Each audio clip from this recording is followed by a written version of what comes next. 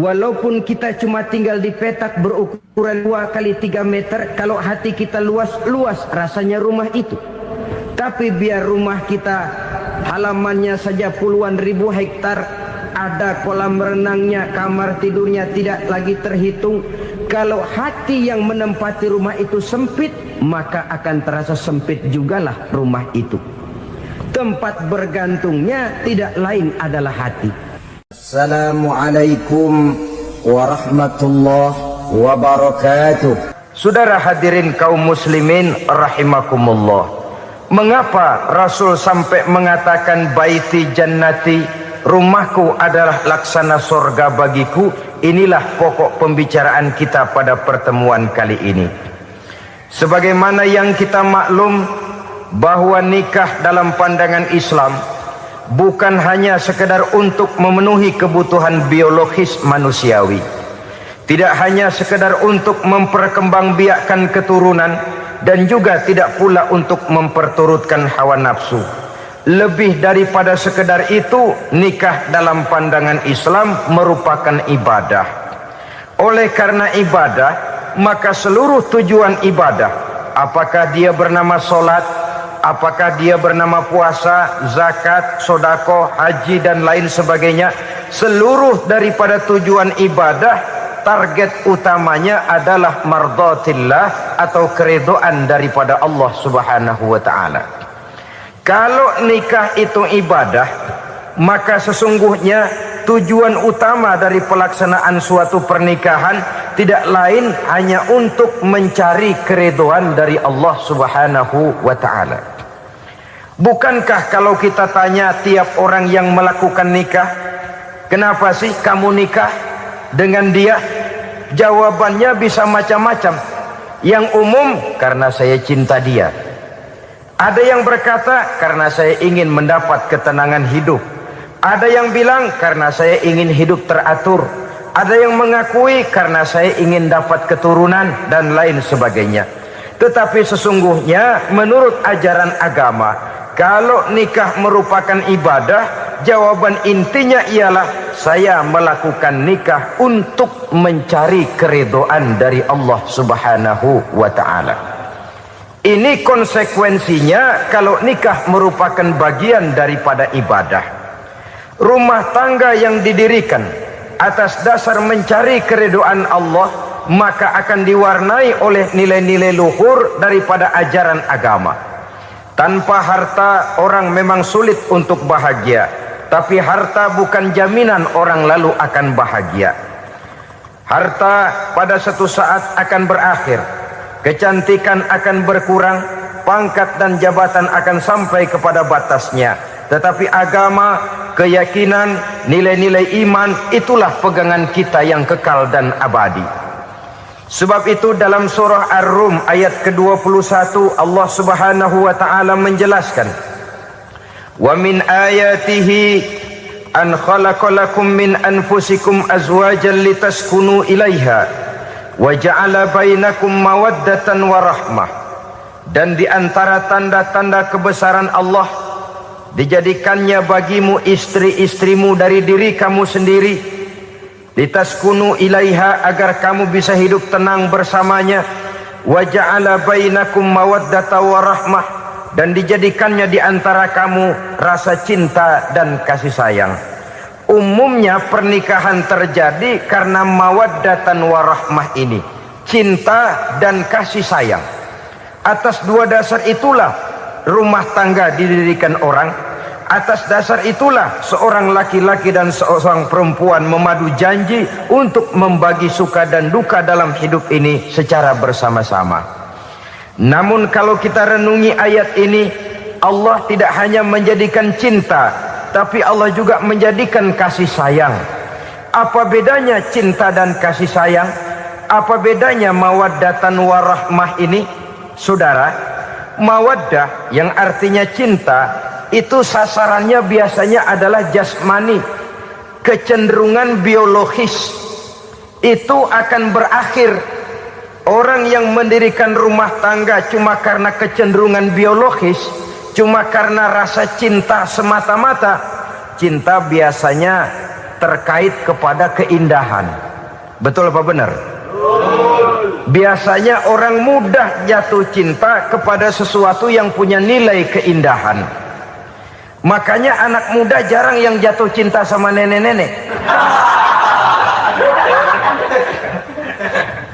Cinta selalu memandang segi keindahannya. Ini yang namanya mawaddah. Allah tidak mengingkari itu, silakan. Bahwa manusia secara naluri senang kepada serba keindahan, wajar-wajar saja. Tetapi tidak cuma mawaddah, Allah juga menciptakan rahmah, kasih sayang. Mawaddah mungkin ada akhirnya, tapi rahmah tidak akan pernah ada akhirnya. Kalau mawaddah adalah berkecenderungan kepada biologis, jasmaniah, maka rahmah kecenderungan kepada nilai-nilai rohani, kepribadian, kejiwaan, dan lain sebagainya. Dikala pernikahan di bawah umur 40 tahun, mungkin masih banyak mawaddahnya, rasa cintanya. Tapi 40 bahkan 50 tahun ke atas, rasanya orang berumah tangga kalau sudah 50 tahun ke atas itu lebih banyak kasih sayangnya ketimbang cinta-cintaannya. Kalau satu rumah tangga hanya didirikan atas dasar mawaddah saja, atas dasar cinta saja, padahal cinta itu terpaut kepada hal-hal keindahan, keindahan satu saat akan menurun. Ya, tentu sebagaimana yang kita maklum bersama-sama, belum punya anak memang cantik. Sudah punya anak, kecantikan mulai menurun. Punya anak 2, kulit mulai mengkerut. Punya anak 3, onderdil mulai dol. Punya anak 4, apalagi tidak pandai merawat diri, persis dompet tanggung bulan. Kalau rumah tangga didasarkan kepada rupa yang cantik saja, cinta akan bisa berpindah, paling tidak akan berkurang nilainya. Sebab itu Allah tidak hanya menyediakan mawaddah, warahmah, dijadikannya di hatimu itu tidak cuma sekedar cinta, tapi juga kasih sayang. Nah, kasih sayang inilah apabila berakar dan berurat dari nilai-nilai keagamaan yang akan menopang jalinan rumah tangga bahagia, mengukuhkan usaha untuk mencapai mardhatillah atau keridhaan daripada Allah Subhanahu wa taala. Dengan demikian, berumah tangga bukan tujuan. Ini kalau kita lihat dari segi agama. Berumah tangga cuma alat untuk mencapai mardhatillah, keridhaan daripada Allah. Seorang suami yang pergi pagi pulang sore peras keringat banting tulang mencari nafkah untuk menghidupi keluarganya, kalau niatnya untuk mardhatillah, maka pergi usahanya adalah ibadah. Sementara si suami pergi berusaha, istri di rumah mendoakan suaminya, itu juga merupakan bagian daripada ibadah. Marilah kita biasakan membina satu rumah tangga untuk mencapai keridhaan daripada Allah Subhanahu wa taala. Ini motif dasarnya. Karena itu Rasul Anas bin Malik pernah bercerita, bertahun-tahun saya membantu di rumah tangga Rasul. Selama tahun-tahun yang panjang saya membantu di rumah tangga beliau itu, kata Anas bin Malik, belum pernah kok saya mendengar kata-kata kasar, keras, membentak-bentak. Belum pernah saya melihat ada piring terbang, sandal melayang, ada penggorengan nitir di atas. Belum pernah, padahal tahun-tahun yang panjang sudah saya lalui. Itu rumah tangga Rasul. Istrinya lebih dari satu, tapi tenang, ayem, adem. Walaupun gosip selalu ada. Ini loh ya, namanya hidup berumah tangga. Jangankan rumah tangga kita manusia biasa, rumah tangga Rasul pun tidak luput dari gosip yang kita kenal dengan hadisul ifki itu. Itu sampai tercatat dalam sejarah. Tetapi yang jelas, dengan istri yang lebih dari satu, rumah tangganya tenang, tentram, adem. Kita di rumah tangga istri satu, seminggu 7 hari, berantemnya 6 hari. Cuma 1 hari gencatan senjata. Saudara hadirin yang saya muliakan, Kalau tujuan rumah tangga adalah mardotillah, apa ciri dari suami istri yang menegakkan rumah tangga untuk mencapai ridho Allah itu? Pertama, sepasang suami istri yang membina rumah tangga semata-mata untuk mencapai keridhaan Allah, cirinya yang pertama, bersyukur apabila beroleh nikmat. Ini ciri yang pertama. Bersyukur kepada Allah. Kepada sesama berterima kasih. Suami berterima kasih kepada istri, bertahun-tahun didampingi hidupnya, dicucinya pakaiannya, dimasaknya makanannya.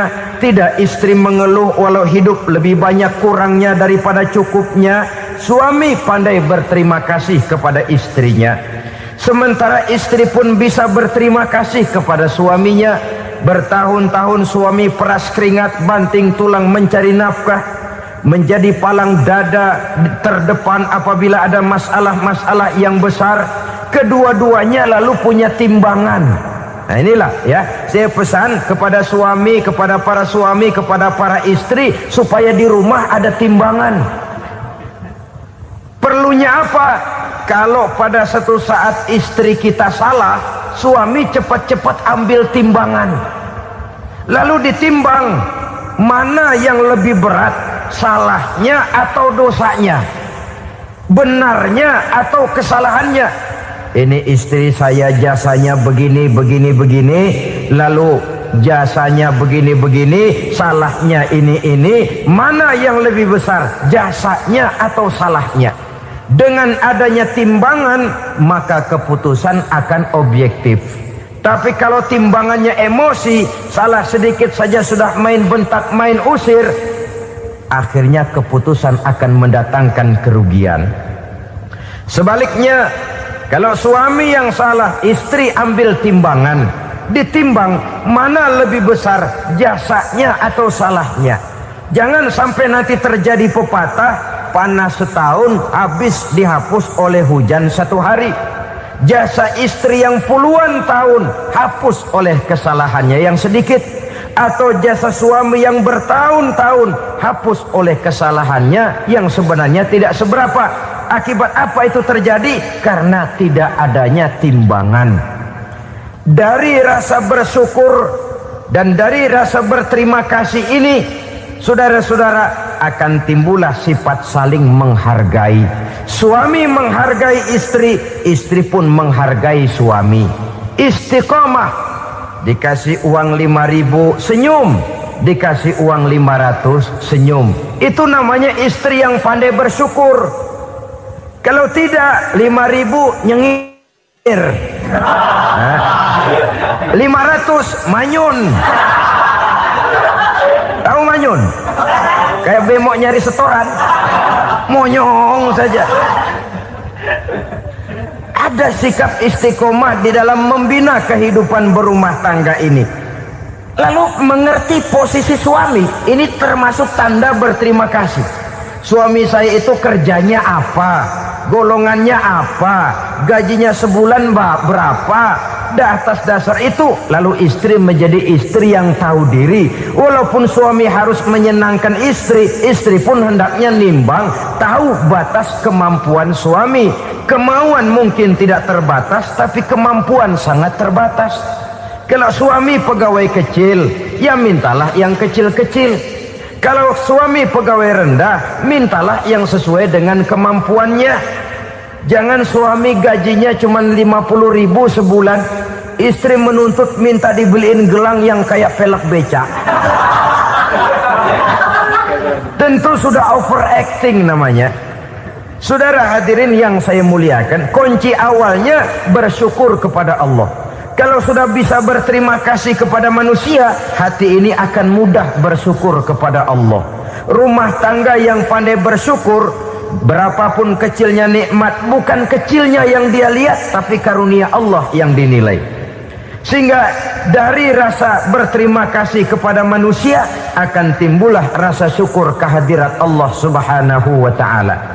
Itu yang sering diistilahkan orang, kalau dia punya mobil, dia berkata alhamdulillah kita punya mobil, tetangga kita cuman punya motor.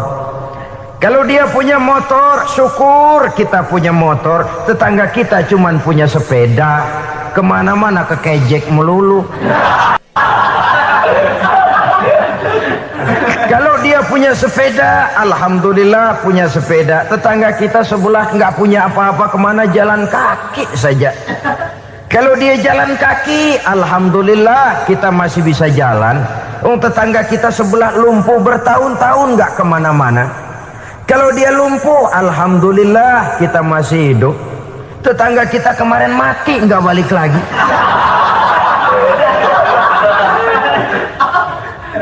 Lalu akan timbul rasa syukur.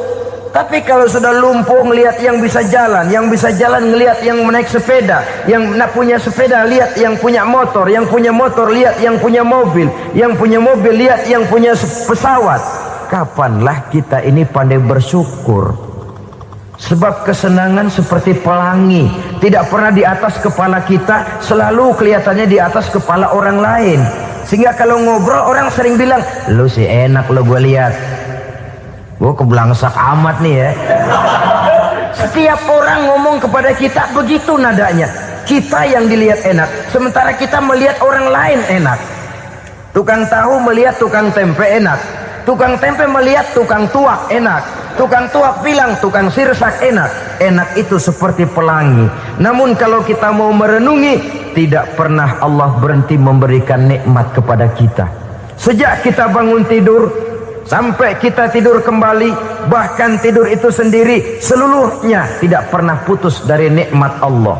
Bahagia ada di gubuk reot, bahagia ada di rumah mewah, bahagia ada di hati kopral, bahagia ada di hati jenderal, di gunung dan di kota, di hutan belantara dan di desa, di keheningan malam atau di keramaian siang. Kalau kita mau mencari, bahagia selalu ada. Tapi hati yang tidak pandai bersyukur, bagaimanapun banyak kebahagiaan yang meliputi hidupnya, dia tidak akan pernah pandai mensyukurinya. Maka berterima kasihlah kepada istri, berterima kasihlah kepada suami, bersyukurlah kehadirat Allah Subhanahu wa ta'ala.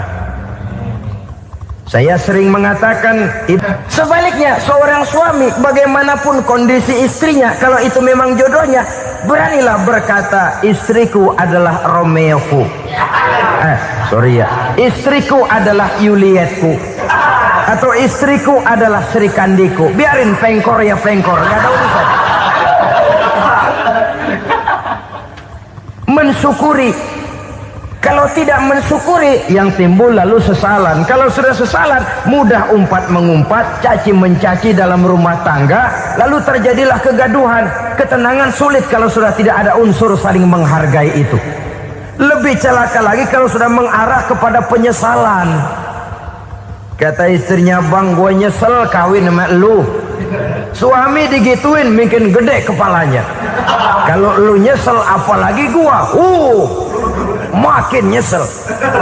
Iya, coba pikir bertahun-tahun kita berumah tangga, memangnya abang bisa beliin apa sama saya? Itu juga gerobok kalau nggak ngeridit bang. Kalau nggak ngeridit, memangnya kamu bayar kreditan pakai daun pisang? Saudara hadirin yang saya hormati, ini saya tekankan kepada ibu-ibu karena penyakit perempuan umumnya. Pernah Rasul itu pulang Isra Mi'raj cerita, saya pulang Isra Mi'raj diperlihatkan neraka. Neraka ya Rasul? Lalu bagaimana? Saya lihat kok isinya kebanyakan perempuan. Perempuan. Laki juga tidak sedikit. Cuma kebanyakan kok perempuan. Apa perempuan tidak sholat ya Rasul? Sholat. Tidak puasa? Puasa. Tidak ngaji? Rajinan dia sama suaminya. Tapi kenapa lebih banyak di sana? Rasul berkata, hunna yakfurnal asir. Penyakit umum dari perempuan tidak pandai berterima kasih kepada suaminya. Ini rupanya penyakit umum dari tahun atu. Saudara hadirin yang saya muliakan, jadi rumah tangga yang didirikan atas dasar mencapai ridho Allah, maka kelihatan dari pasangan suami istri menjadi orang yang pandai bersyukur terhadap nikmat. Bukankah dalam surah Ibrahim ayat 7 Allah berjanji, La in syakartum la azidannakum wa la in kafartum inna azabi lasyadid. Kalau kamu pandai bersyukur, aku tambah nikmatku. Kalau kamu ingkar, tidak mau bersyukur, azabku itu hebat dan pedih. Rumah tangga yang suami istrinya tidak bersyukur disiksa oleh perasaannya sendiri. Tetangganya dapat nikmat, dia yang meriang. Tetangganya dapat kesenangan, dia yang sakit hati. Dia tidak melihat nikmat yang diberikan kepadanya. Nikmat yang orang lain punya aja yang diincar. Nikmat orang lain aja dihitung-hitung. Tangga kita, si Ano baru habis beli yang sebelah belilir habis beli kukusan. Cuma sekedar kukusan saja. Orang lain beli apa-apa jadi bahan diskusi di rumahnya. Orang lain saja yang diusut. Timbul dendam kesumatnya, timbul hasutnya. Dia tidak bersyukur dengan nikmat yang ada dalam rumah tangganya. Isi rumah tangga semacam itu disiksa oleh perasaan hasutnya sendiri. Jauh dari kebahagiaan, kering hatinya, miskin jiwanya, merana batinnya. Kalau sudah ke sana, jauhlah rumah tangga dari pantulan sinar kebahagiaan. Saudara-saudara, kita lihat rumah tangga Rasul. Dari rumah yang kecil, dari tempat tidur yang sarapnya kain kasar, separuh jadi selimut lagi, keluar ucapan baiti jannati. Kenapa? Beliau orang yang pandai bersyukur kepada Allah, bisa berterima kasih kepada istri-istrinya, dan istrinya pun pandai berterima kasih kepada Rasul dan bersyukur kehadirat Allah Subhanahu wa ta'ala. Maka nikmat lalu bertambah. Makin kita syukuri nikmat, makin tambah itu. La azidannakum, janji Allah, pasti aku tambah nikmatku kepadamu jikalau kamu pandai mensyukurinya. Tapi kalau kamu ingkar, tidak pandai bersyukur, awas, nikmat bisa berubah menjadi azab kalau kita tidak pandai-pandai mensyukurinya. Jadi cirinya yang pertama, rumah tangga bahagia itu apabila suami istri pandai bersyukur terhadap nikmat yang diberikan oleh Allah Subhanahu wa ta'ala. Satu. Cirinya yang kedua, rumah tangga yang berdasarkan untuk mardhatillah, mencapai keridhaan Allah, sabar apabila mendapat cobaan. Namanya orang berumah tangga itu persis berlayar di lautan. Suami istri adalah dua orang yang memegang kemudi.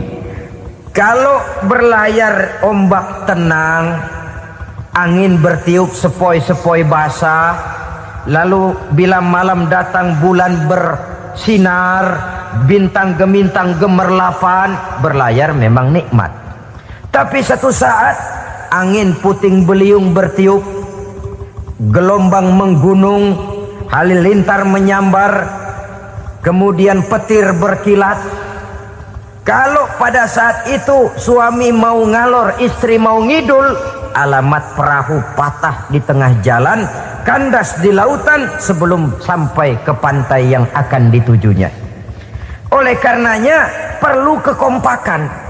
Maka sejak awal seharusnya dalam akan membina rumah tangga yang bahagia itu lebih baik bicara yang pahit-pahit saja, supaya terjadi kesamaan langkah apabila menghadapi kesulitan dan cobaan. Sabar apabila mendapat cobaan. Rumah tangga seperti kapal di lautan tadi tidak akan sunyi dari hantaman gelombang, tidak akan sepi dari tiupan angin topan, dari kilatan petir, dari sambaran halilintar. Baik suami, baik istri harus sabar menghadapi kesulitan. Kadang kesulitan dari segi ekonomi, kadang kesulitan dari segi mengarahkan dan mendidik anak-anak, kadang kesulitan karena banyak orang yang hasut dengan kita, kadang kesulitan berbagai macam lah yang menyebabkan kesulitan. Rumah tangga yang bertujuan mencapai ridho Allah, sabar menghadapi segala macam kesulitan. Saudara-saudara kaum muslimin rahimakumullah, kesulitan adalah bagian daripada perjalanan hidup. Siapa orangnya yang tidak pernah menemukan kesulitan dalam kehidupan? Rasanya hampir tidak ada. Dan memang kesulitan bukan untuk ditakuti. Kesulitan justru untuk diatasi, dicarikan jalan keluarnya.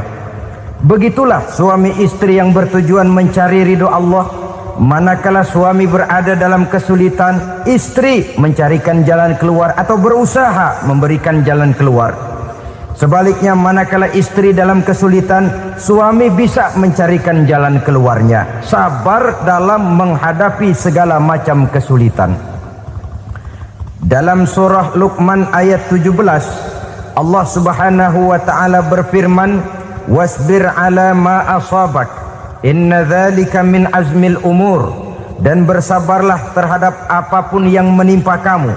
Bersabarlah terhadap segala kesulitan yang kamu hadapi, karena sesungguhnya yang demikian itu merupakan sebagian dari perkara-perkara yang telah ditetapkan oleh Allah Subhanahu wa taala. Saudara-saudara kaum muslimin yang berbahagia, kunci sabar sesungguhnya terletak pada keyakinan bahwa segala sesuatu berasal dari Allah dan segalanya akan kembali kepada Allah Subhanahu wa taala. Rumah tangga yang sabar di dalam menghadapi kesulitan-kesulitan biasanya akan lebih mudah mencari jalan keluar. Tapi kalau sedikit kesulitan datang, kita tertimpa oleh kepanikan, oleh kegelisahan, dan oleh ketakutan yang tidak beralasan, maka kesulitan itu bukan saja tidak dapat diatasi, malah rasanya akan menjadi semakin besar di dalam kehidupan kita.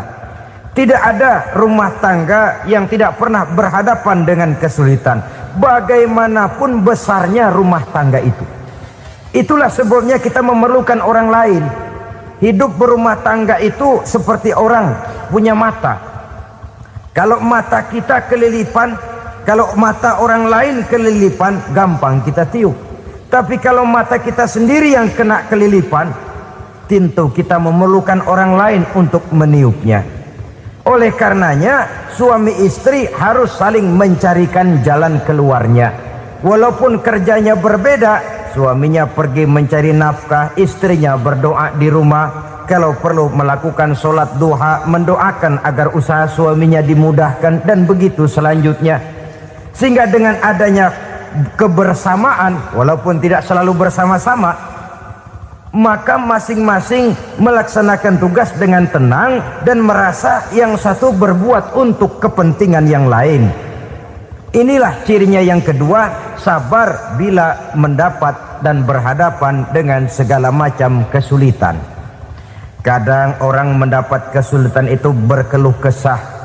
Bukan berkeluh kesah, tapi mencari jalan keluar dan mengambil hikmah yang ada di dalamnya apa. Karena bukan kemudahan, kesulitan yang membuat orang dewasa. Bukan kemudahan, tapi kesulitan yang membuat orang berpikir dinamis, kreatif. Kalau seluruh jalan yang kita tempuh mudah saja, gampang saja, rasanya monoton kita ini. Kehilangan dinamika dalam perjuangan.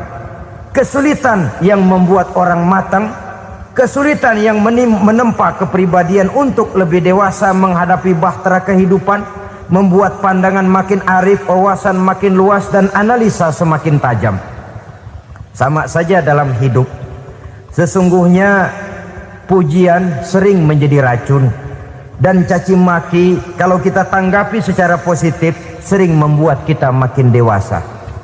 Jarang orang berpikir kalau dipuji, tapi baru dia merenung dan mencari diri setelah dicaci maki dan dikritik habis-habisan. Walaupun watak umum manusia senang dipuji, marah kalau dicaci maki. Biasanya kalau ketemu cewek cakep, kita bilang, "Kamu cakep deh." Dia paling bilang, "Ah, abang bisa aja." Walaupun dia bilang, "Ah, abang bisa aja," hidungnya mah tetap mekar. Senang kalau dipuji. Itu kecenderungan manusia. Marah kalau dicaci maki, marah kalau dikritik. Tapi sesungguhnya pujian sering jadi racun, caci maki sering jadi obat. Orang takut minum obat karena pahitnya, padahal efeknya itu akan lebih memberikan kesehatan kepadanya. Orang takut menghadapi kritik, orang takut dan tidak ingin dicaci maki, padahal itulah yang sesungguhnya menjadi cambuk kalau tidak dia salah tanggap, menjadi sugesti yang mendorong dia lebih maju lagi. Karena memang bukan pujian, tapi caci maki dan kritik yang membuat kita makin berpikir tajam. Jadi rumah tangga yang berhadapan dengan kesulitan demi kesulitan, biasanya kalau ditanggapi dengan sabar akan makin mengokohkan fondasi rumah tangga itu sendiri. Tapi kalau kesulitan dihadapi dengan tidak sabar lalu mencari jalan pintas, kesulitan ekonomi, kebetulan istrinya cakep, istrinya disuruh ngojek. Dah lu ngojek aja deh, gua nungguin setoran dah. Suami tapak di rumah. Saudara hadirin yang saya muliakan, buat sepintas memang mendatangkan materi itu mengatasi kesulitan ekonomi, tapi apakah bahagia? Walaupun rumah bisa jadi besar, perabotan bisa serba lebih lengkap dan ada, tapi apakah semuanya mendatangkan bahagia? Sementara suami kehilangan rasa cemburunya, dan dalam agama itu disebut dayus. Dayus, suami yang tidak punya rasa cemburu kepada istrinya. Dan orang dayus kayak begitu haram mendapat bau sorga. Bau sorga saja tidak dapat, apalagi masuk ke dalamnya. Ya tapi juga jangan lantas mentang-mentang harus cemburu sama istri, overacting. Suaminya nawar sayuran, laki pulang ngomel, lu pacaran ya sama tukang sayur. Itu juga over, saudara-saudara.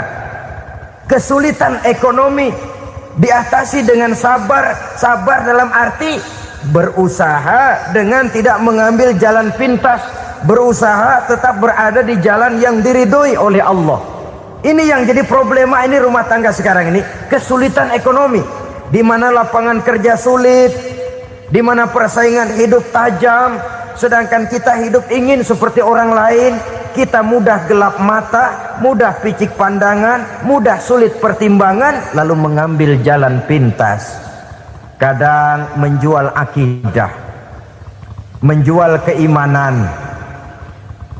Kebetulan pendaringan kering, ada yang nawarin beras 3 liter sama supermie 2 bungkus. Hari Minggu diajak ke gereja mau. Itu iman kena beras 3 liter telap. Kesulitan ekonomi, saudara-saudara, sehingga Imam Ali pernah berkata, kadal fakru ayyakuna kufron. Kemiskinan memang mudah membawa orang kepada kekafiran, kepada perbuatan-perbuatan yang bisa mengundang kekafiran. Oleh karena itu dalam tamsil lain beliau berkata, kalau ada ular dan ada kemiskinan, kemiskinan yang saya getok lebih dulu, kemiskinan yang saya bunuh lebih dahulu. Karena kemiskinan mudah membawa orang kepada kekufuran. Bagaimanapun sulitnya ekonomi yang dihadapi dalam rumah tangga, percayalah satu saat jalan keluarnya mesti ada. Mesti ada. Jangan sampai mengambil jalan pintas yang membuat kita keluar dari jalan yang ditinjau dari segi kemasyarakatan pun mendatangkan aib, ditinjau dari kehormatan berkeluarga pun mendatangkan nista, ditinjau dari segi ekonomi pun barangkali tidak akan mendatangkan kelimpahan materi.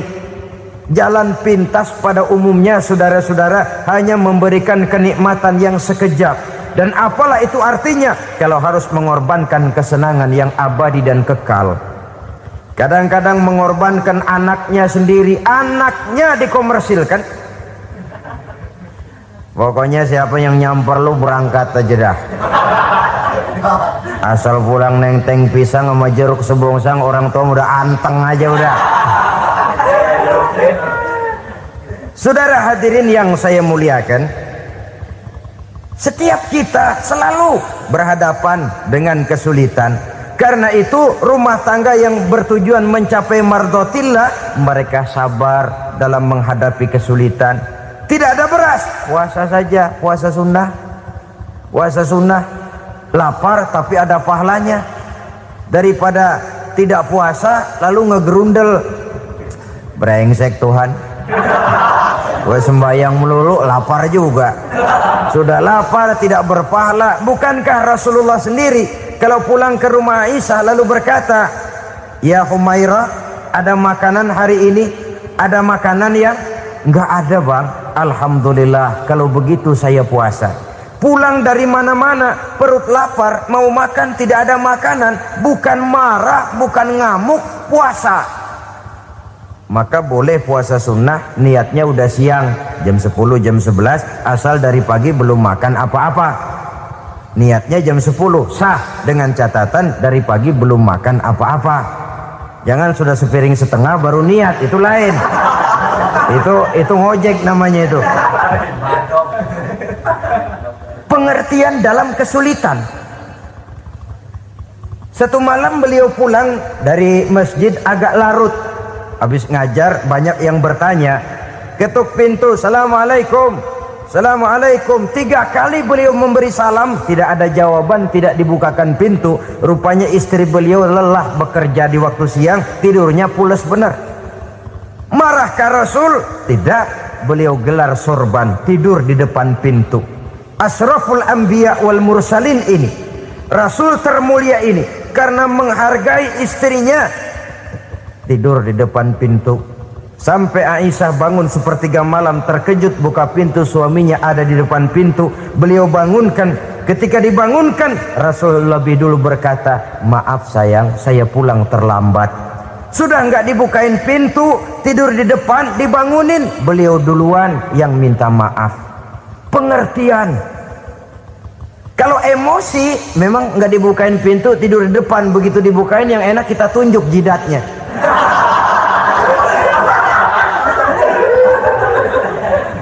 Saudara hadirin yang saya muliakan, kesulitan di dalam kehidupan merupakan bagian daripada kehidupan, bukan untuk ditakuti tapi untuk diatasi, bukan untuk dihindarkan tapi dicarikan jalan keluarnya. Hadapilah kesulitan dengan baik sangka kepada Allah, dengan lapang dada dan dengan tetap bersabar menghadapinya. Kenapa? Karena tujuan kita mendirikan rumah tangga, mencapai ridho Allah. Kalau anak kita perjualbelikan, kalau istri kita komersilkan, kalau akidah kita jual untuk mempertahankan rumah tangga, bukankah makin jauh saja rumah tangga itu dari ridho Allah? Ini tujuan utamanya. Yang ketiga, rumah tangga yang bertujuan mardotillah itu, suami istri yang merupakan fondasi di rumah tangga, suami sebagai pemimpin, istri sebagai pembina, selalu musyawarah dalam menyelesaikan persoalan. Walaupun istri ditakdirkan sebagai pemimpin dan suami sebagai pemimpin dan istri yang dipimpin, tapi agama menganjurkan musyawarah. Jangan mentang-mentang istri nyari duit, suami nyari duit, lalu menteleng. Segalanya mau diktator, segalanya mau sendiri. Rumah tangga yang bertujuan mencapai ridho Allah selalu didirikan atas dasar musyawarah. Sehingga apabila sesuatu itu dihasilkan dari suasana musyawarah, tidak akan melahirkan penyesalan di belakang hari. Kalau tidak, berjalan menurut seleranya masing-masing, belakangan timbul penyesalan, akhirnya main salah menyalahkan. Kalau sudah saling salah menyalahkan, itu artinya sudah saling mengungkit kekurangan masing-masing. Akibatnya tidak ada lagi saling menghargai. Jadi dengan demikian musyawarah di dalam menyelesaikan persoalan, menghadapi kesulitan ekonomi musyawarah, menghadapi kenakalan anak musyawarah, akan membeli ini dan itu sebaiknya juga musyawarah.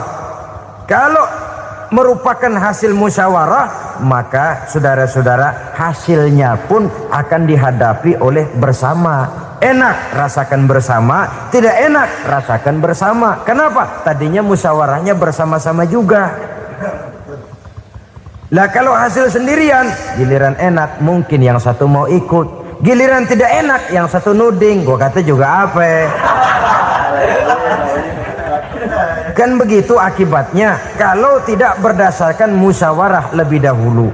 Maka insya Allah hasil musyawarah ini setidaknya tidak akan mendatangkan sesalan di belakang hari nantinya. Saudara-saudara kaum muslimin rahimakumullah, ciri yang keempat, sepasang suami istri yang bertujuan mencapai ridho Allah dalam upaya mencapai rumah tangga bahagia itu tawakal apabila mempunyai rencana. Tawakal berserah diri kepada Allah, bukan berserah diri dalam artian mutlak yang mengarah kepada fatalism atau predestination. Kita sering mengartikan tawakal secara salah. Belum apa-apa sudah menyerahkan diri kepada Allah. Memang semuanya terjadi menurut maunya Allah dah. Gak usah ngapa-ngapain, bagaimana Tuhan aja dah. Lapar juga gak usah makan, kalau takdirnya kenyang pan kenyang. Ya udah lapar terus kita. Makan dulu, perkara nanti kenyang apa tidak, itu baru tawakal. Kalau sakit ke dokter, soal sembuh atau tidak, baru tawakal. Artinya usaha itu ada. Setelah suami berusaha, istri berusaha, selebihnya tawakal. Apa perlunya tawakal? Apabila berhasil tidak lupa daratan, apabila berhasil tidak lupa diri, apabila gagal tidak putus asa. Sehingga dengan demikian dari tawakal ini lahirlah pondasi yang kokoh membina rumah tangga yang bahagia dalam upaya mencapai keridhaan daripada Allah Subhanahu wa taala. Apapun yang kita laksanakan di rumah tangga, tujuan intinya tetap untuk mencapai keridhaan Allah. Beli kendaraan untuk mencapai ridho Allah, lalu dipakai ngaji, dipakai ke masjid dan sebagainya. Beli peralatan rumah tangga untuk mencapai ridho Allah. Mendidik anak untuk mencapai ridho Allah, membantu keluarga untuk mencapai ridho Allah, dan begitu selanjutnya. Tawakal apabila mempunyai rencana. Kemudian cirinya yang kelima, suami istri yang bertujuan mencapai ridho Allah selalu mempererat silaturahmi. Sebab seperti sudah saya sampaikan pada pertemuan terdahulu, dalam berumah tangga itu ada orang tua, ada mertua. Itu cuma perbedaan istilah, tapi hakikatnya adalah sama. Jangan karena perbedaan istilah lalu menyebabkan kita berbeda sikap. Kalau sudah berbeda sikap, tentu akan melahirkan perasaan yang tidak simpatik. Sebaiknya suami istri kalau sudah berumah tangga, jadikanlah orang tua tempat cerita yang enak saja. Yang tidak enak telan berdua, yang pahit rasakan berdua. Kesusahan dan kesulitan atasi berdua. Giliran enak ngomong sama orang tua, giliran senang cerita sama mertua. Sekarang kan kita balik, kalau lagi senang duitnya banyak, anteng di rumah, kalem aja. Tapi lalu waktu susah, waktu susah, cerita kepada orang tuanya, cerita kepada mertuanya. Lalu kapan kita mau menyenangkan orang tua? Sudahlah mereka susah mendidik kita di waktu kecil, membesarkan kita, melakukan segala macam pengorbanan. Demi setelah kita berumah tangga, kesulitan rumah tangga kita tumpahkan juga kepada mereka. Pererat silaturahmi dan usahakan agar seluruh keluarga hanya menjadi tempat kita cerita yang enak-enak saja.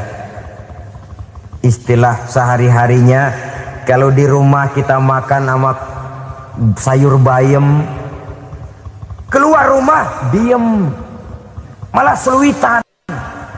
Tetangga tanya, lu makan kayaknya enak banget apa sih? Daging ayam.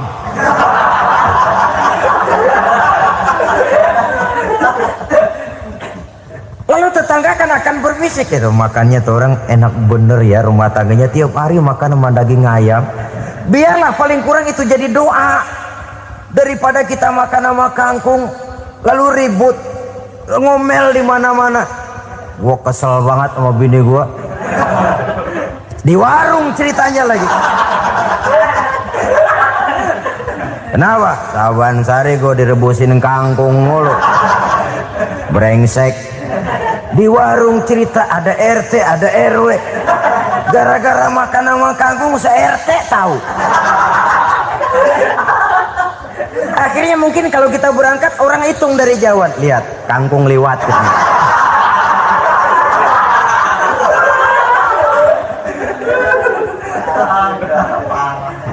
Bisa menjaga yang disebut security informasi, rahasia rumah tangga. Bahkan pernah saya berikan contoh karena ingin menghargai.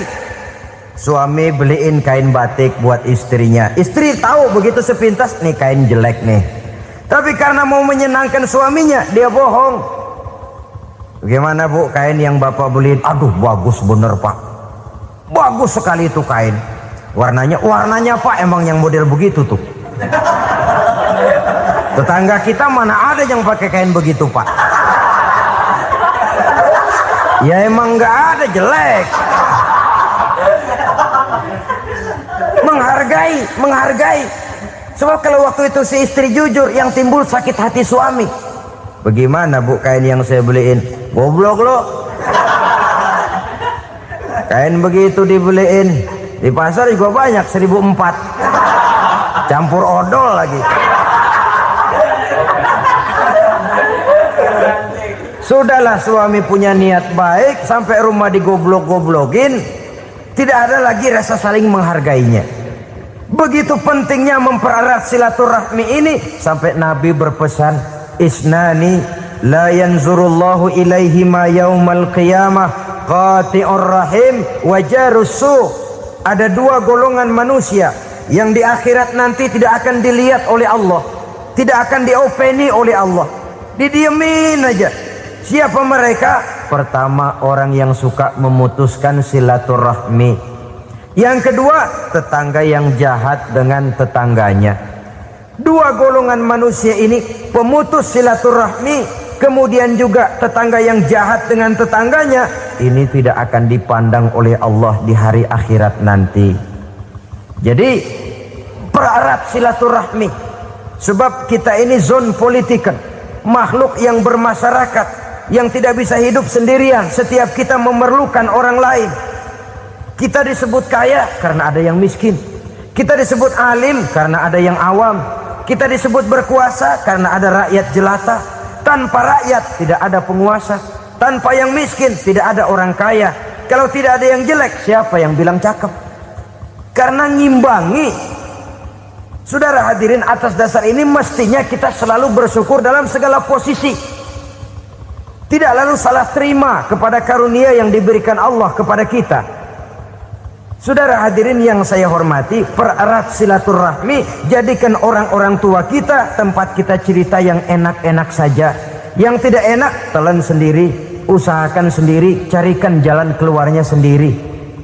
Setidaknya ya diam sajalah. Kalau belum bisa membalas budi baik orang tua, setidaknya jangan menyakiti hati orang tua kita.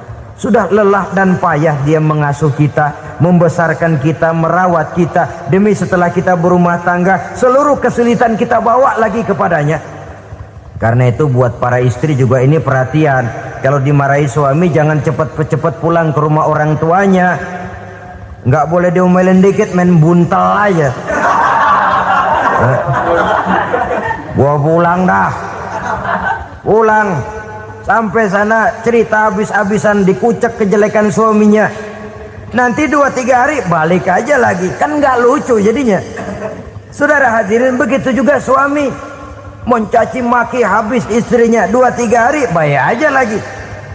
Konyol, istrinya sudah dicaci maki habis-habisan, dijeleki leluhur-leluhurnya, 2-3 hari baik lagi, mesraan lagi. Kata bininya dalam hati, gua lu jelekin juga, lu pakai juga, kayak.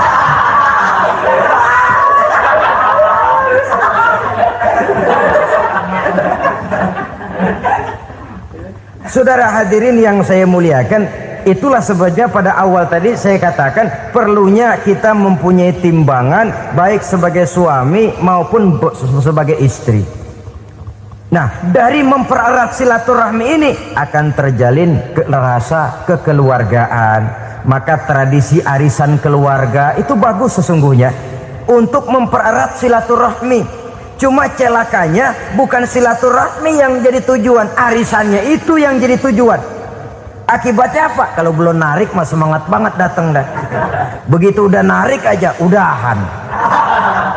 Itu celakanya. Akhirnya silaturahminya jadi nomor 2, arisan semata-mata yang menjadi tujuan. Sesungguhnya itu bagus untuk mempererat silaturahmi. Karena kalau kita dengan kita sesama saudara sudah tidak saling mau mengenal, bagaimana dengan anak-anak kita? Bagaimana dengan cucu-cucu kita? 2-3 generasi yang akan datang tentu akan lebih saling tidak mengenal lagi. Baiklah ya, yang keenam, Suami istri yang bertujuan untuk mencapai keridhaan Allah itu selalu berusaha tolong menolong di dalam kebajikan. Sebab Allah pesankan itu di dalam Al-Maidah ayat 6, wa ta'awanu 'alal birri wat taqwa wa la ta'awanu 'alal itsmi wal 'udwan. Bertolong-tolonganlah kamu di dalam kebaikan, di dalam bertakwa kepada Allah. Jangan bertolong-tolongan di dalam maksiat, di dalam dosa, dan di dalam usaha yang menimbulkan permusuhan. Kalau suami marah kepada seseorang, istri jangan ngipasin. Oh bang, yang begitu mah dibayain tuman.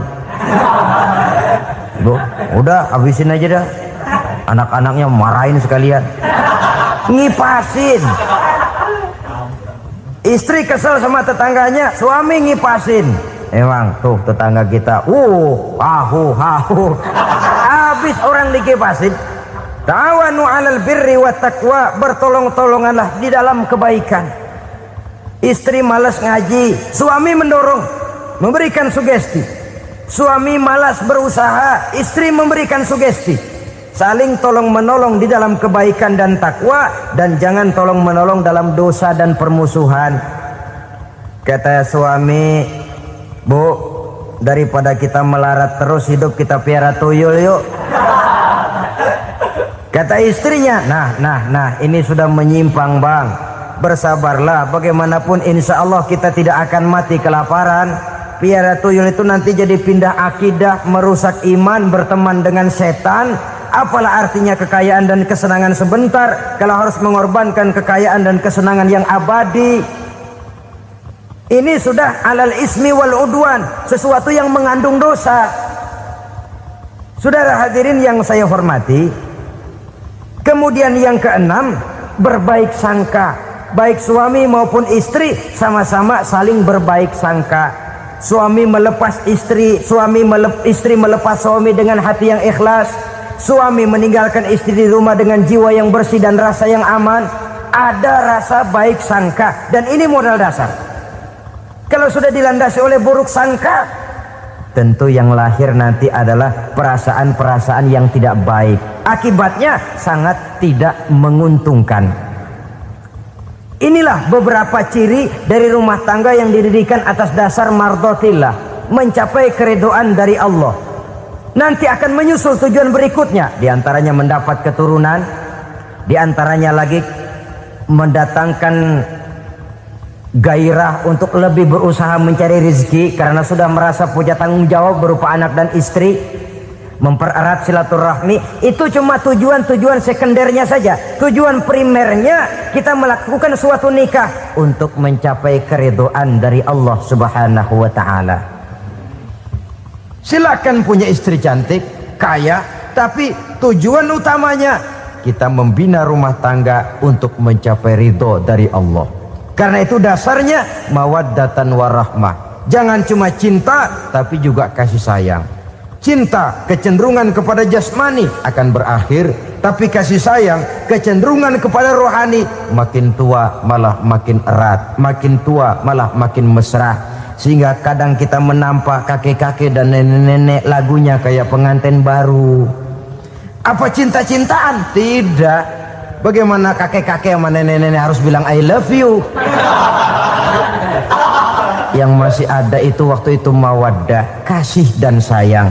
Itu yang akan kekal, itu yang akan abadi. Tanpa materi orang sulit untuk bahagia, tapi materi semata bukan jaminan orang untuk bahagia. Nah, ciri yang terakhir dari rumah tangga yang bertujuan mencapai ridho Allah, sinar agama kelihatan di dalamnya. Baik suami maupun istri sama-sama orang yang taat melaksanakan ajaran agama. Salah satu dari misi Islam ialah mengangkat harkat dan martabat manusia yang sebelumnya dibedakan oleh warna kulit, oleh suku bangsa dan bahasa. Seluruhnya diikat dengan satu akidah, menghilangkan perbedaan akibat warna kulit, suku bangsa dan bahasa. Termasuk dalam upaya itu betapa Islam telah mengangkat harkat dan martabat kaum wanita. Maka pada pertemuan kali ini kita akan membicarakan tentang peranan wanita sepanjang pandangan agama. Sebelum Islam datang, nasib perempuan nyaris hanya berputar di segitiga saja. Dapur, sumur, kasur. Kasur, sumur, dapur. Seolah-olah wanita terpaut dengan 3 itu tadi. Seolah-olah wanita tidak bisa berbuat lebih banyak daripada itu. Bahkan di tengah masyarakat jahiliyah, bayi perempuan mendatangkan aib sehingga mereka lalu dikubur hidup-hidup. Maka datang Islam dengan tegas mencanangkan satu revolusi yang mengangkat harkat dan martabat kaum wanita. Nabi bersabda, "An-nisa'u imadul bilad, iza saluhat saluhal bilad, wa iza fasadat fasadal bilad." Wanita adalah tiang negara. Jikalau baik wanita, baiklah negara. Jikalau rusak wanita, hancurlah negara.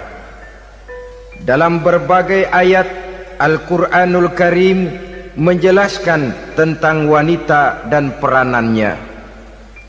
Al-Quran bercerita tentang Siti Hawa.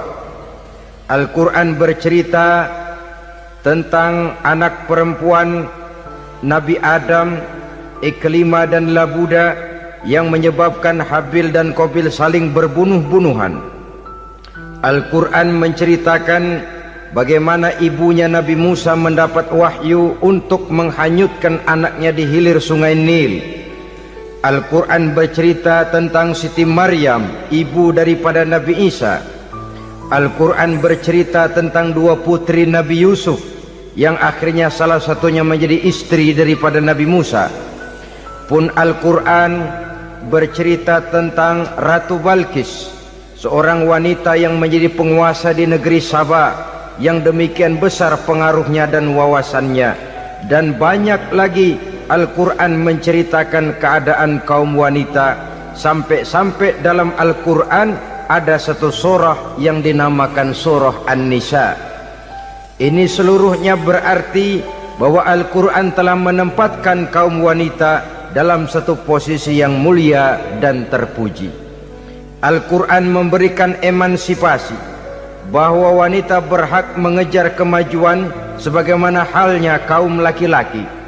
Tetapi sungguh pun demikian, Al-Quran tetap memberikan batasan-batasan sepanjang emansipasi itu tidak bertentangan dengan kodrat kewanitaan itu sendiri.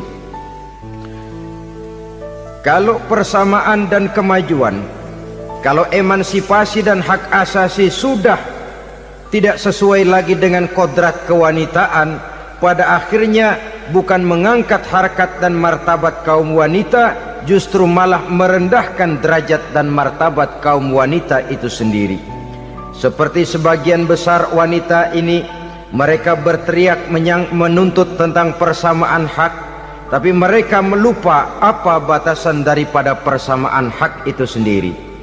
Sesungguhnya Islam dengan segala konsepsinya yang mengangkat martabat kaum wanita itu memberikan keleluasaan kepada kaum wanita untuk maju bersama laki-laki sepanjang tidak menginjak-injak kodrat kewanitaan itu sendiri. Kalau sudah sampai kepada menginjak kodrat kewanitaan, maka akan merendahkan martabat kaum wanita. Sebab apa? Secara fisik dan psikis, agaknya memang laki-laki sudah ditakdirkan oleh Allah untuk menjadi pembimbing bagi kaum wanita. Walaupun tidak tertutup kemungkinan wanita tampil sebagai pemimpin, tetapi dari segi fisik biologis misalnya, laki-laki itu diciptakan kekar, kuat untuk memikul dan melaksanakan tugas-tugas yang berat. Sedangkan perempuan pada umumnya adalah lembut, ayu, lemot, denok, geboy, dan lain sebagainya. Maka kalau kita baca sejarah, Allah itu belum pernah mengutus rasul perempuan. Semua rasul laki-laki. Sebab apa? Secara fisik biologis tugas kerasulan lebih dimungkinkan oleh seorang laki-laki. Tugas rasul itu berat. Kadang-kadang perang, dicaci maki, berhadapan dengan ujung tombak, ujung pedang dan lain sebagainya. Makanya seluruh rasul laki-laki, dan Allah belum pernah mengutus rasul perempuan. Dari segi lain, perempuan itu banyak terhalang untuk melaksanakan ajaran agama.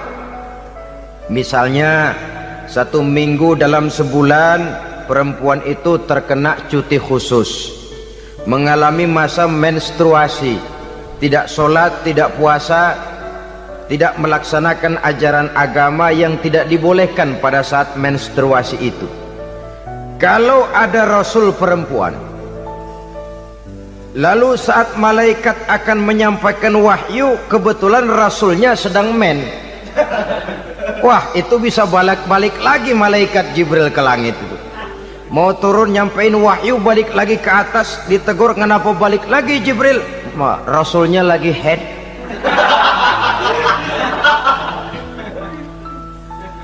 Atau pada saat agama dalam bahaya, agama dalam hinaan, agama dalam ancaman, rasulnya perempuan kebetulan sedang hamil besar. Apa lalu perang ditunda? Pengumuman perang ditunda saja sampai rasul melahirkan.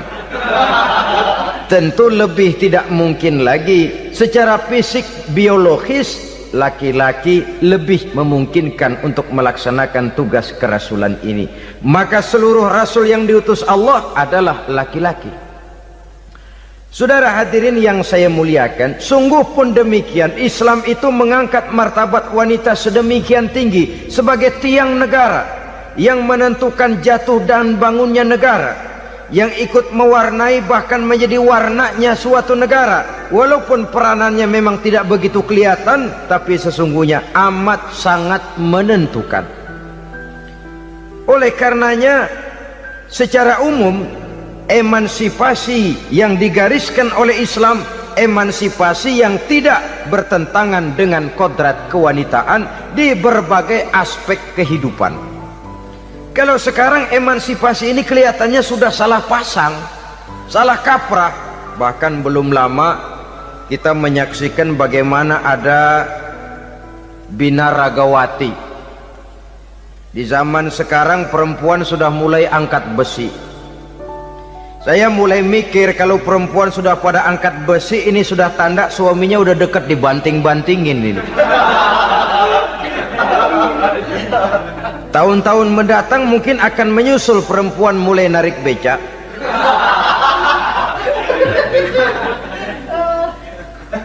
Nampaknya kan sudah tidak lagi mengindahkan kodratnya sebagai wanita. Ada olahraga yang hanya pantas dikerjakan oleh laki-laki. Oleh karena itu pada kesempatan ini kita akan mencoba melihat peranan wanita dari berbagai dimensinya. Yang pertama, peranan wanita sebagai istri. Adalah Rasul memilih istri pertamanya Sayyidatuna Khadijah radhiyallahu anha. Kalau pilihan utama beliau pertama kali nikah dengan Siti Khadijah, jelas itu pilihannya bukan karena kecantikan. Kenapa? Beliau nikahi Siti Khadijah dalam usia 40 tahun Khadijah dan 25 tahun Rasul. Statusnya janda pula. Kalau beliau seorang pemburu kembang, pemburu bunga, kenapa mesti nikah dengan janda berumur 40 tahun? Sedangkan beliau waktu itu masih berumur 25 tahun. Apa sasaran utamanya? Bisa kita lihat nanti. Setelah beliau diangkat menjadi Rasul, ternyata Khadijah lebih daripada seorang istri, beliau masuk ke dalam staf Nabi. Orang lain beliau belum beriman, beliau malah beriman lebih dahulu sebagai perempuan pertama yang masuk Islam. Orang lain memusuhi Nabi, beliau malah mengorbankan hartanya untuk membantu perjuangan Nabi.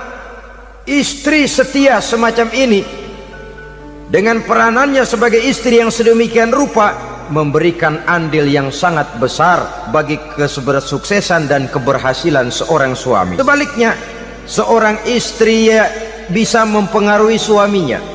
Seorang suami yang jujur, polos, lugu, sederhana bisa jadi koruptor ulung kalau didorong-dorong oleh istrinya. Seorang istri Pak Lurah memang tidak ikut mengatur kelurahan, tapi dia bisa mewarnai suaminya. Seorang istri gubernur memang tidak ikut mengatur provinsi, tapi dia bisa mewarnai suaminya. Sepanjang warnanya positif, tentu sangat baik dan sangat diharapkan. Tetapi kalau warnanya negatif, kiamatlah akibatnya umat ini. Oleh sebab itu, peran pertama dari kaum wanita sesungguhnya adalah sebagai istri yang mendampingi suami untuk mengolah dan melaksanakan tugas-tugas besar. Dari seorang yang paling kecil sampai kepada seorang yang punya jabatan paling tinggi sekalipun, pengaruh dan peranan istri memang sangat menentukan. Saudara hadirin kaum muslimin rahimakumullah, itulah sebabnya Nabi menikah dengan Siti Khadijah. Dan lebih dari itu, sebelum menikah dengan Nabi, Siti Khadijah itu sudah terkenal sebagai pengusaha wanita, business girl kalau bahasa sekarang ini. Bahkan jaringan-jaringan bisnisnya tidak hanya Mekah saja, tidak hanya antar kota, bahkan sudah antar negara, dari Mekah ke Syam, dari Mekah ke Madinah dan lain sebagainya, yang bahkan kita tahu Rasul pada mulanya pun ikut membantu perdagangannya Siti Khadijah radhiyallahu anha ini. Jadi kalau bercermin dari karier Siti Khadijah, boleh saja wanita bergerak di bidang bisnis, asal memang profesi, bukan karena dengan senjata dan modal kecantikan lalu membujuk dan merayu orang sampai telap sehingga bisnisnya berjalan lancar dengan jalan menjual kecantikannya. Tidak, bergerak di bidang bisnis yang memang profesinya di situ. Tidak ada salahnya. Bisa saja perempuan menjadi bisnis girl seperti yang dicontohkan oleh Siti Khadijah radhiyallahu anha ini.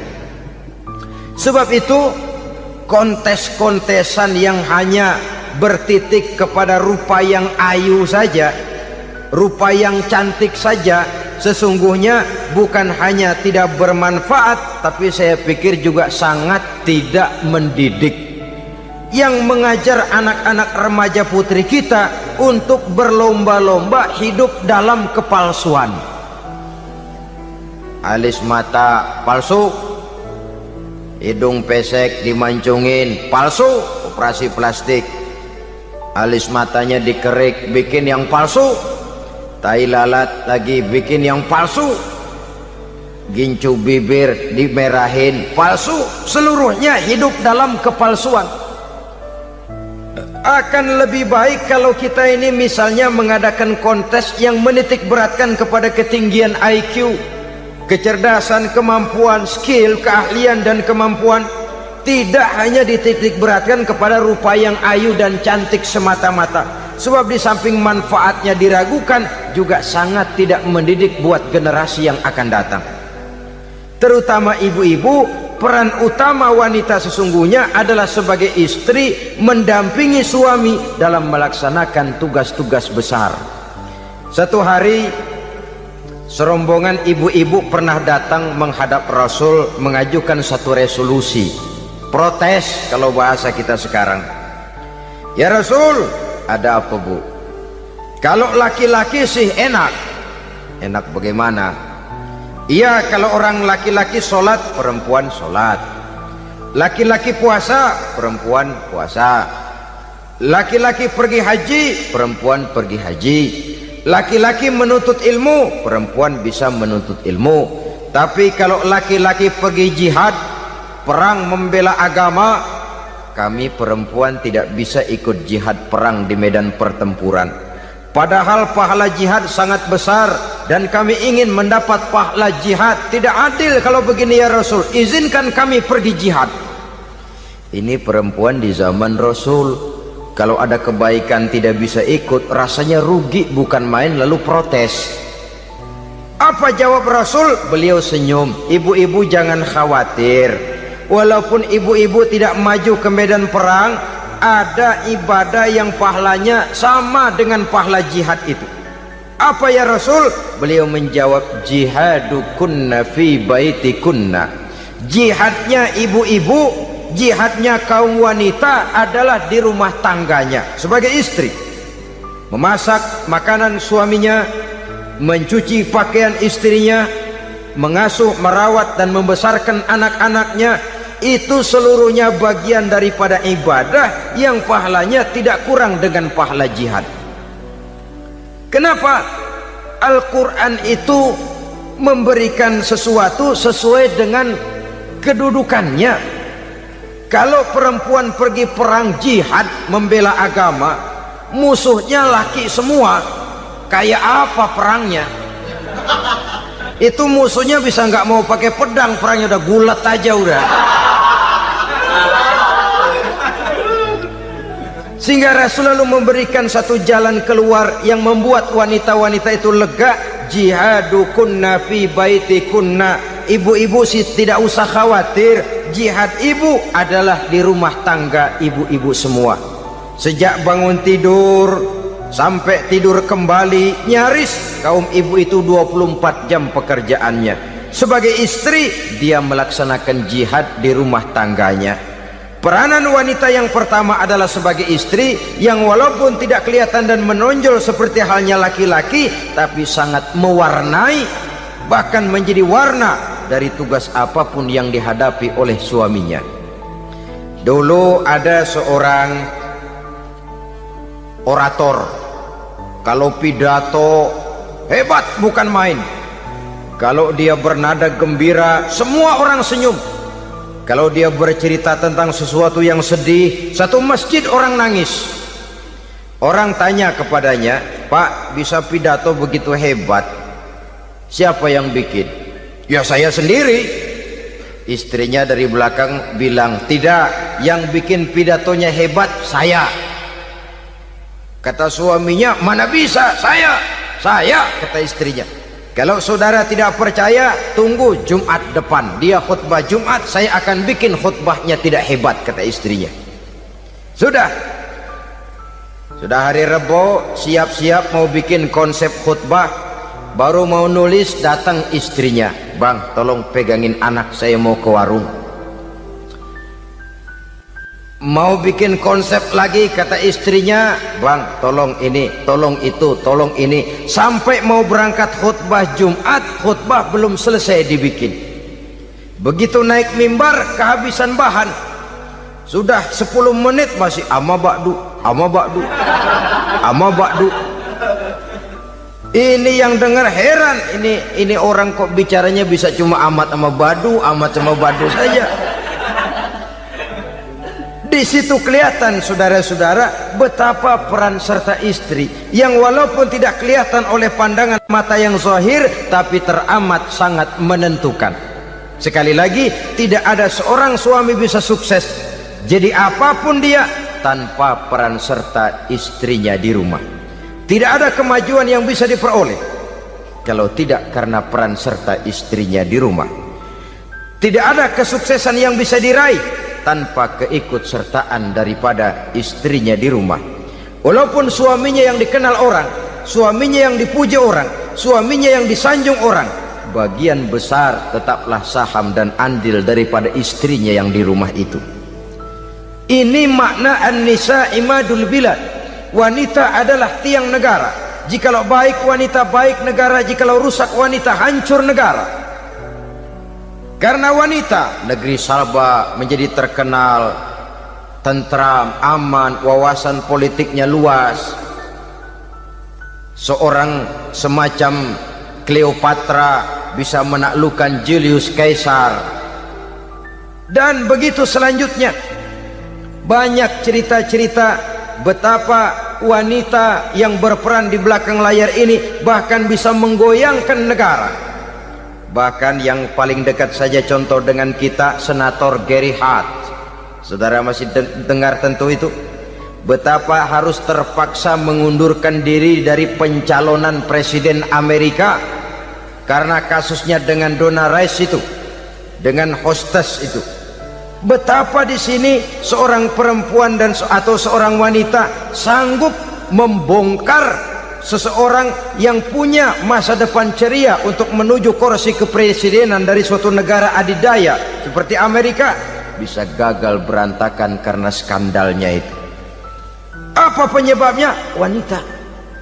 Tapi wanita juga bisa menyebabkan menjadi cambuk majunya laki-laki.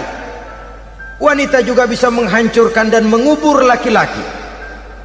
Saudara hadirin yang saya muliakan, ia memang kelihatannya makhluk yang lemah, tapi di balik kelemahannya itu sesungguhnya dia bisa menelan laki-laki yang bagaimanapun besarnya. Saudara-saudara kaum muslimin rahimakumullah, terutama ibu-ibu yang saya hormati, jadi peranan yang pertama wanita sebagai seorang istri. Yang kedua, wanita sebagai ibu. Ini juga sangat besar pengaruhnya dalam membentuk generasi masa yang akan datang. Bapak oleh karena kesibukan tugasnya tentu lebih banyak di luar rumah. Yang nyaris 24 jam di rumah itu ibu. Bagaimana dia merawat anaknya, bagaimana dia menaruh perhatian terhadap anaknya, bagaimana ia melimpahkan kasih sayang kepada anak-anaknya, akan membentuk kepribadian anak dan artinya membentuk generasi yang akan datang. Kalau seorang ibu sudah cuek-cuek saja kepada anaknya, padahal Quran mengatakan al-jannatu tahta aqdamil ummahat, surga di bawah telapak kaki ibu. Hadis ini bisa kita artikan macam-macam. Pertama, anak tidak akan mendapat kebahagiaan tanpa ridho daripada ibunya. Kedua, ibu adalah wanita agung yang harus ditaati. Ketiga, neraka atau surga anak bergantung kepada ibu, bagaimana dia mewarnai anak. Kalau ibunya cuek-cuek saja sama anaknya, dan sering jadi contoh klasik, kalau anak ayamnya beduk maghrib belum pulang, satu RT dicariin, hansip diundang, kalau perlu dan ramil dilaporin. Tapi kalau anak gadisnya jam 12 tengah malam belum pulang, ibu tenang-tenang saja Pak, tidak tergerak dan tidak tertarik hatinya. Ya tentu tidak semua. Kalau sudah begitu, bukankah hakikatnya ibu sudah menciptakan neraka buat anaknya sendiri? Khalil Gibran dalam satu tamsil yang indah pernah mengatakan, kalau kita diberikan sebutir mutiara, sebutir intan, dan intan itu sebutirnya sebesar telur ayam, benda yang sangat langka dan berharga, tentu kita sayang intan atau mutiara itu. Kita jaga baik-baik, kita simpan dalam kotak, kotaknya kita kunci, kotak itu kita simpan di dalam lemari, lemarinya kita kunci lagi, lemarinya ada di dalam kamar, kamarnya pakai pintu, pintunya kita kunci lagi, kamar itu ada dalam rumah, rumahnya pakai pintu, dikunci lagi, kemudian rumahnya pakai pintu gerbang besar, gerbangnya juga digembok lagi. Untuk menjaga intan itu jangan sampai hilang, begitu usaha kita berlapis-lapis. Dan intan itu sudah diberikan kepada kita, kata Khalil Gibran. Apa dia? Anak-anak yang diamanahkan Allah kepada kita. Itu intan-intan mahal, itu mutiara-mutiara pilihan yang dititipkan dan diamanahkan untuk kita jaga sebaik-baiknya. Haruskah dia sia-sia di tangan kita? Haruskah dia merana jatuh di tangan ibu yang tidak punya tanggung jawab? Saudara hadirin yang saya muliakan, oleh karenanya peranan sebagai ibu ini sangat menentukan bagi pembentukan generasi yang akan datang. Salah ibu mengarahkan anak, akan lahir generasi mendatang yang tidak kita harapkan. Sehingga Nabi bersabda, kullu mauludin yuladu 'alal fitrah fa abawaihi yuhawwidanihi aw yunassiranihi aw yumajjisanihi. Setiap bayi dilahirkan dalam keadaan suci, setiap bayi dilahirkan dalam keadaan bersih, tidak punya dosa. Islam tidak mengenal dosa warisan. Semua saja bayi lahir dalam keadaan suci dan bersih. Kalau demikian lalu bagaimana? Kata Nabi, ibu bapaknya lah yang kelak akan menjadikan anak itu sebagai Yahudi, yang kelak menjadikan itu anak itu sebagai Nasrani, atau menjadikan anak itu sebagai Majusi. Ibu bapaknya yang mewarnai anak. Ibaratnya anak itu kertas putih, mau ditulis tinta hijau warnanya hijau, mau ditulis tinta merah warnanya merah, mau ditulis tinta hitam pun warnanya hitam. Oleh karena itu pembentukan anak yang soleh secara mental sesungguhnya sudah diwarnai oleh kebiasaan ibu bapak dalam pergaulan di rumah tangganya secara mental. Sehingga dengan demikian saudara-saudara, salah kaprah ibu dalam mengarahkan anak-anaknya akan melahirkan generasi penerus yang sungguh-sungguh tidak kita harapkan, dan pada gilirannya akan membahayakan perkembangan bangsa dan negara, membahayakan kita sebagai suatu umat. Apalagi sekarang ini masih banyak orang-orang muslim, orang-orang tua muslim yang kadang-kadang menyekolahkan anaknya di sekolah yang membahayakan akidahnya, mematikan imannya, menghancurkan tauhidnya. Pokoknya asal bonafid keluar sekolah ada jaminan lapangan kerja, perkara anak mau kafir mau murtad bukan urusan. Alangkah ironi dan sangat menyedihkan. Saudara-saudara yang saya hormati, jadi dari segi kaum wanita peranan ibu sangat besar.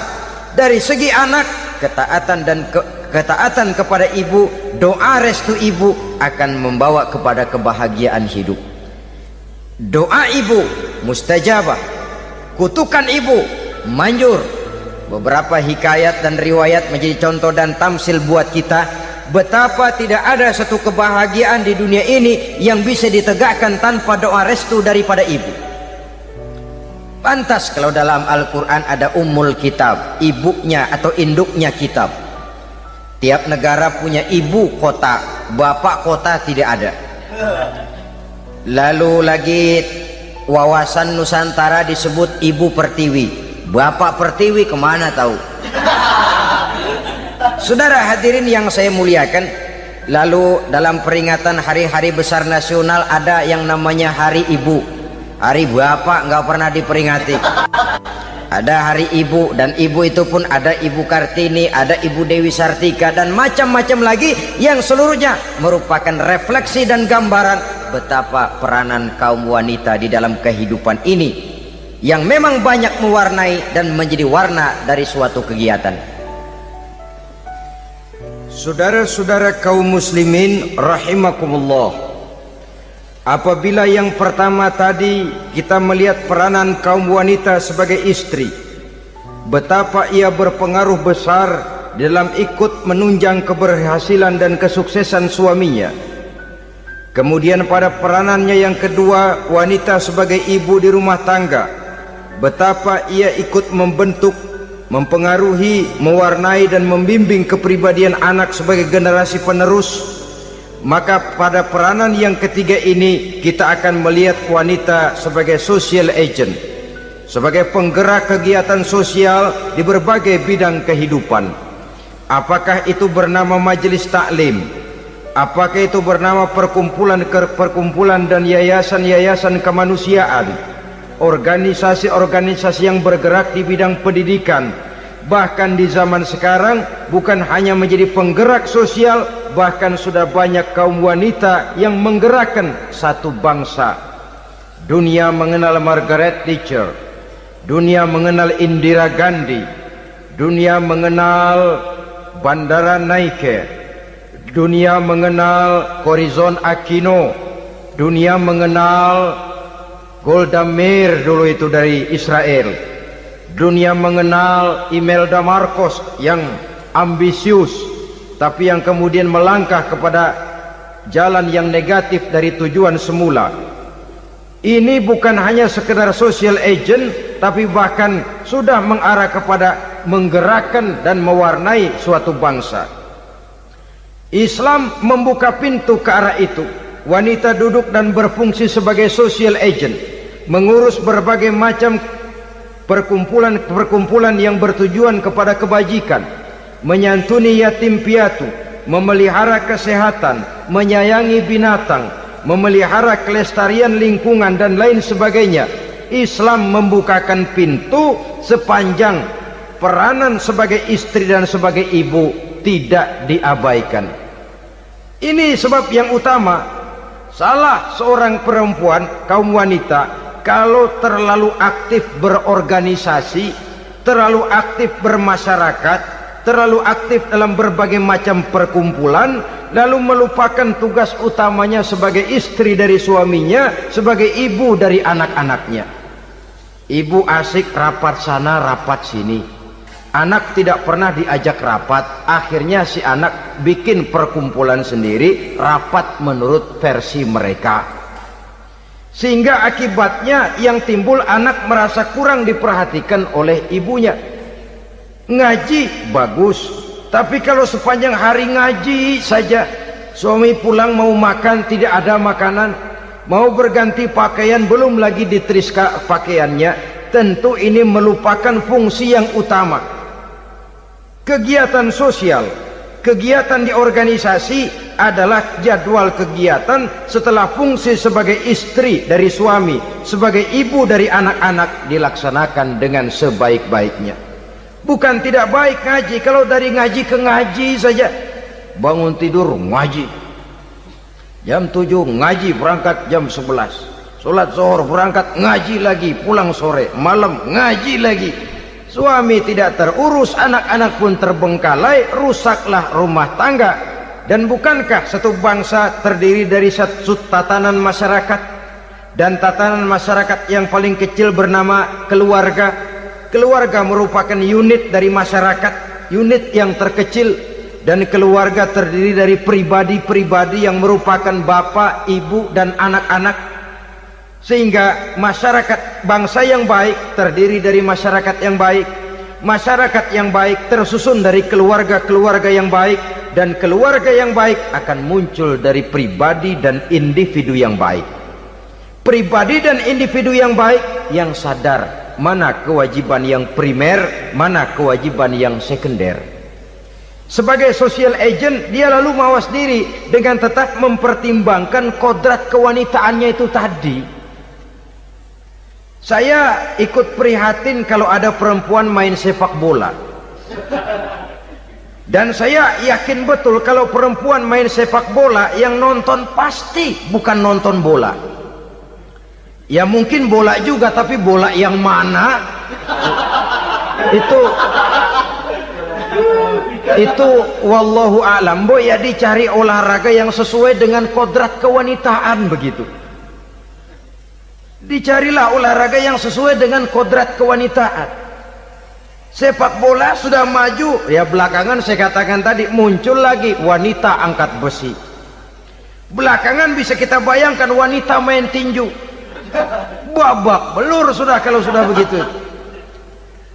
Kemajuan dengan melupakan kodrat kewanitaan akan menyengsarakan kaum wanita itu sendiri. Silahkan maju menjadi social agent, menjadi penggerak di masyarakat. Para istri Rasul bisa kita jadikan satu figur. Siti Khadijah, figur sebagai istri pendamping yang setia. Dikala suaminya bingung, ia tampil memberikan pandangan. Dikala suaminya bingung, ia memberikan tanggapan. Dikala suaminya dimusuhi orang, ia menampakkan kesetiaannya. Kau tidak sendiri bang, aku di sisimu. Dikala jiwanya gelisah ketika pertama kali menerima wahyu berhadapan dengan malaikat Jibril, Khadijah yang menghibur. Kalla ma yukhzikallahu abada. Tidak apa-apa bang, Allah tidak akan menyusahkan kau untuk selamanya. Tenang sajalah, tenang. Abang orang baik-baik, Allah tidak akan menyengsarakan abang. Peran sebagai istri. Dan Rasul mantap, sehingga bertahun setelah Khadijah wafat selalu terkenang dan dikenang oleh Rasul. Pernah satu saat beliau itu seperti orang melamun.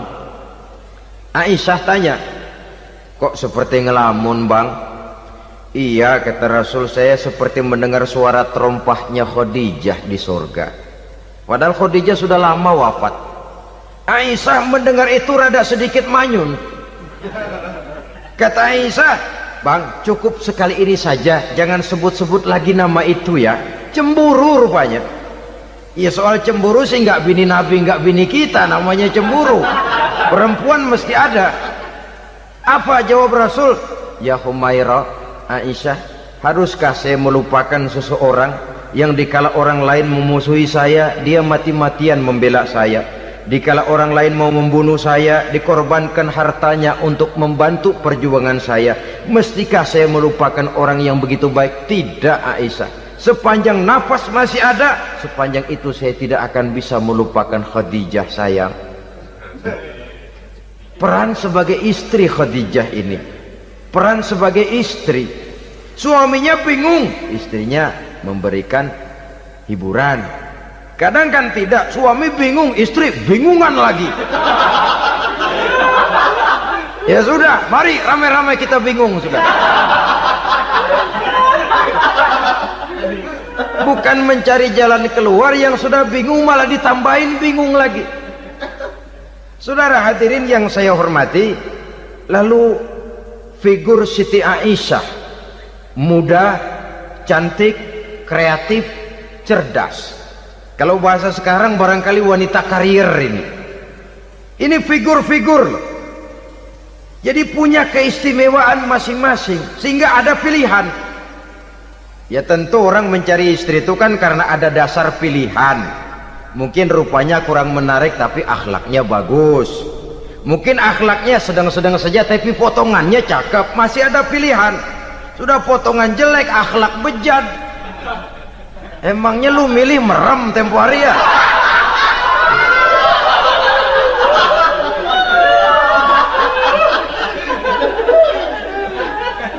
Sudah nggak ada pilihan apa-apa.